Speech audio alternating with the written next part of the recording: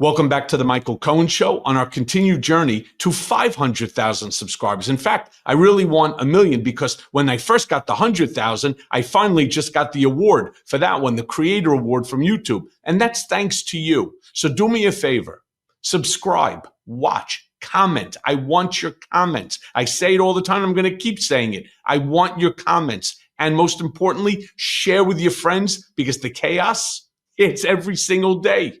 And let's talk about a little chaos. Caroline Leavitt, you know who she is, the press secretary, in the briefing room. I mean, this has been quite the source of drama this week. If you like drama, no point in watching a reality show because we're living it. Now, earlier this week, Associated Press, AP reporters were not allowed to attend events in the Oval Office and the White House's diplomatic reception room. Why?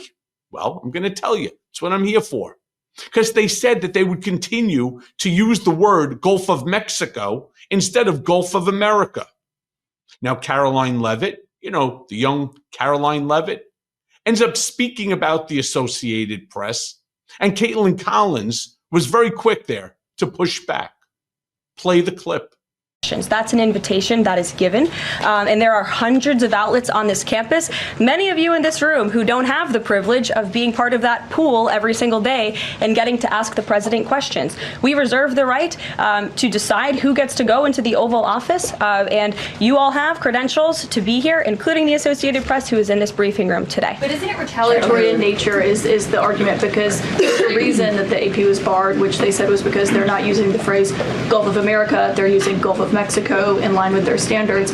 And so the question here is this setting a precedent that this White House will retaliate against reporters who don't use the language that you guys believe reporters should use? And how does that align with the First Amendment commitment that you were just talking about? I was very upfront in my briefing on day one that if we feel that there are lies being pushed by outlets in this room, we are going to hold those lies accountable. And it is a fact that the body of water off the coast of Louisiana is called the Gulf of America. And I'm not sure why news outlets don't want to call it that, but that is what it is. The Secretary of Interior has made that the official designation in the geographical identification name server, and Apple has recognized that, Google has recognized that, pretty much every other outlet in this room has recognized that body of water as the Gulf of America, and it's very important to this administration that we get that right, not just for people here at home, but also for the rest of the world. Sure. Wow. Wow. I mean, I almost, if it wasn't so long and so ridiculous, I would play that again. So the AP is barred because Trump administration, by executive order and a Sharpie, changes the name of Gulf of Mexico to Gulf of America. Now, I want to be clear. This is not the first time in a Trump administration that people were banned from attending Oval Office meetings or from the White House diplomatic reception room. Let's not forget Jim Acosta. Let's not forget Brian Karem. And they ended up having to sue to get their credentials back.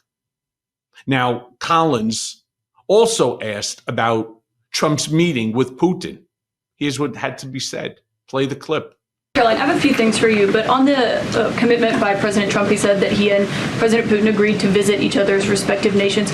Are there any preconditions that President Trump has that President Putin must do before he goes and meets with him, withdrawing some forces, withdrawing all forces, anything like that? Not that I'm aware of. That doesn't mean they don't exist, but I was just talking with the president in our national security team. I wasn't made aware of any conditions, but if they exist, I'm happy to provide those. And on Okay.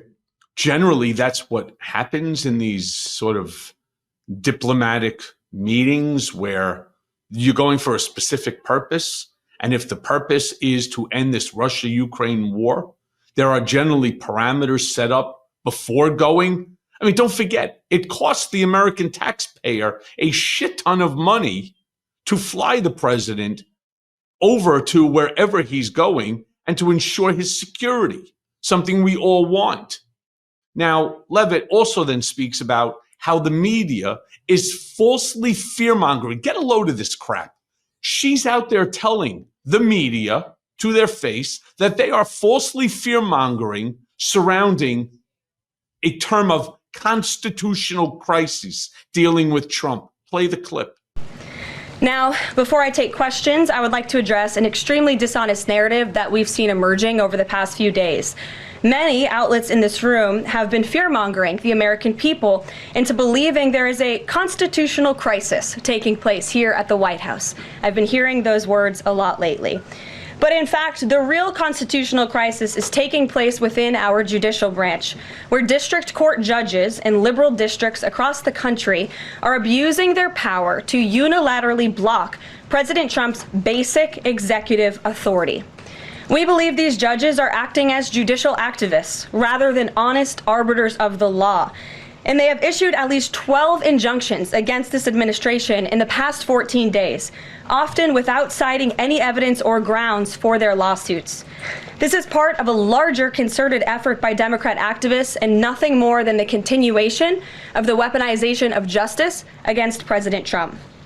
Quick news flash to these liberal judges who are supporting their obstructionist efforts: 77 million Americans voted to elect this president. And each injunction is an abuse of the rule of law and an attempt to thwart the will of the people. As the president clearly stated in the Oval Office yesterday, we will comply with the law in the courts, but we will also continue to seek every legal remedy to ultimately overturn these radical injunctions and ensure President Trump's policies can be enacted. You know, something that young Miss Levitt there fails to understand or acknowledge, because I get the talking point. What she fails to acknowledge is that every single president, as far back as I could remember, that's many years before her, there have always been these questions of whether an act that the president is attempting to do is legal, is constitutional. They did it to Joe Biden. They did it to Obama. They did it to Trump during his first administration. They did it to Clinton. They did it to Carter. They even did it to Ronald Reagan. This is not anything new, and this is not weaponization of the Department of Justice. If Trump wins, well, then it's a win. If he loses, the injunction remains. The topic then quickly changed, of course, to Elon Musk, where a reporter asks about Elon having a conflict of interest while working with the government based upon his relationship with not just our government in terms of government contracts, but with other governments as well. Play that clip. You talked about the transparency with DOGE and Elon Musk's press availability yesterday. There is a conflict of interest law in place that says that people who have personal interests can't interact with government entities that could touch on those. Has President Trump signed a waiver for Elon Musk? Does such a thing exist? If it does, will you guys release it in the interest of transparency that he's committed to? I have not seen the law that you are referring to. What I can tell you is that Elon Musk, as I've confirmed before, is a special government employee. He is filing the proper financial disclosure, and he is complying with all applicable federal laws. As you also heard Elon address this directly yesterday in the alleged conflict of interest, and he said everything he's doing is very public, and if you all perceive a conflict of interest, you're welcome to bring that up. And as the president said, if he feels like Elon is engaging in something that's a conflict of interest, he will tell Elon not to do that. And Elon also... Yeah. What a ridiculous comment. I mean, what a ridiculous response. If in fact that there is, it's exactly what Maggie Haberman of the New York Times is asking. Show us. Show us that there's a waiver. Now, Levitt also explains how Trump and Elon and DOGE have been extremely transparent. And how have they been transparent, she says? They even have an X account. Play the clip. But I would say especially to all of you in the media, because I think it's a real fallacy that there's this alleged lack of transparency when it comes to DOGE. President Trump and Elon Musk have been incredibly transparent on what DOGE is doing. There is an X account with the DOGE handle. They are tweeting out what they are doing on a daily basis. They have a website where they are posting the receipts of the contracts that they are reviewing and the payments that they have stopped from going out the door. The secretaries of our departments have stopped from going out the door. And I would also say that before it was Elon Musk making our government efficient and accountable, it was some unnamed bureaucrat that none of you knew. Elon Musk is the richest man in the world. He's also now one of the most highly scrutinized men in the world alongside President Trump because of what he's doing and the access that he is allowing. So there's great transparency. That's not transparency. Ms. Levitt, let me explain to you. Transparency is not turning around and putting out something on a platform that you actually own and that you get to determine what goes on or not. Transparency is answering questions from reporters without dodging it and telling us that Elon Musk, something we already know, is the richest man in the world. These are real questions that affect the American people. Now, Levitt then showed receipts of the fraudulent contract that DOGE is allegedly getting rid of. Play that clip. As for the actual receipts, we are happy to provide them, and I actually brought some today because all of you know I love to bring the receipts. We have contracts upon contracts that we can send and provide this information to you. Let me be very clear. We are not trying to hide anything. We have been incredibly transparent, and we will continue to be. These are screenshots of contracts that DOGE found across our government. This is a DEI contract, $36,000 for U.S. citizenship and immigration services. That is against the president's policies and his America First agenda.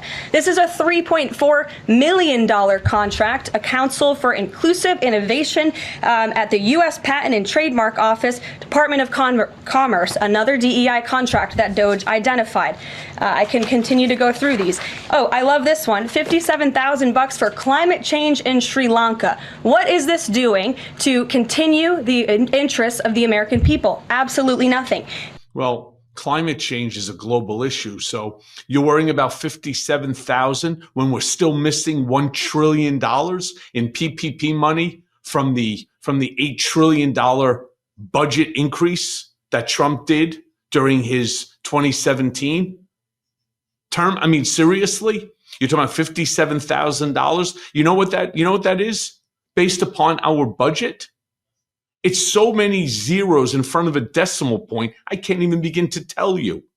Now, a reporter then goes on to ask Ms. Levitt if those contracts are fraudulent or, because fraudulent is the wrong word, they just contrary to Trump's policies. Play the clip. Happy to provide this information to you. We're talking about it every single day. Are all those things you just mentioned fraud, or are they waste, or are they just contrary to the president's policies? I would argue that all of these things are fraudulent, they are wasteful, and they are an abuse of the American taxpayer's dollar. This is not what the government should be spending money on. It's contrary to the president's priorities and agenda. And again, we can continue to provide you the receipts for all of the fraud, waste, and abuse. And if anybody in here wants to argue that the federal government is not fraudulent in some capacity, be my guest, because I think the American people watching at home would beg to differ. Caroline? Yeah. So you're talking about 3.4 million, 57,000, and whatever the heck the other one was. So it's about, basically it's under $4 million so far. I truly hope that this DOGE program creates bigger benefits than $57,000 in a study of global climate change in Sri Lanka. Now, I want to end on a clip of Levitt speaking about Trump's care, his compassion for the Palestinians. Play that clip. The king would much prefer that the Palestinians stay in place, with the additional land to be used for new development, which would greatly create jobs at levels never seen before. But the president feels it would be much better and more majestic if these Palestinians could be moved to safer areas. I would just add to that the president remains wholeheartedly committed to seeing peace in the Middle East. And our Arab partners in the region have been tasked with coming up with a peace plan to present to the president. That is ongoing. King Abdullah mentioned that yesterday. Yeah. King Abdullah also said that he would not be taking in the Palestinian people. On top of that, it is Trump who is saying that he intends to move everybody out and that there is no plan for them to come back. I'm not sure if I would call that care and compassion. I leave that up to you. And as always, thanks for listening. Hey, everyone. First of all, thanks for watching. I mean, we're going to be posting daily episodes with reactions and talking about politics. We'll be talking about everything, in fact. So please like and subscribe. Join us on this journey.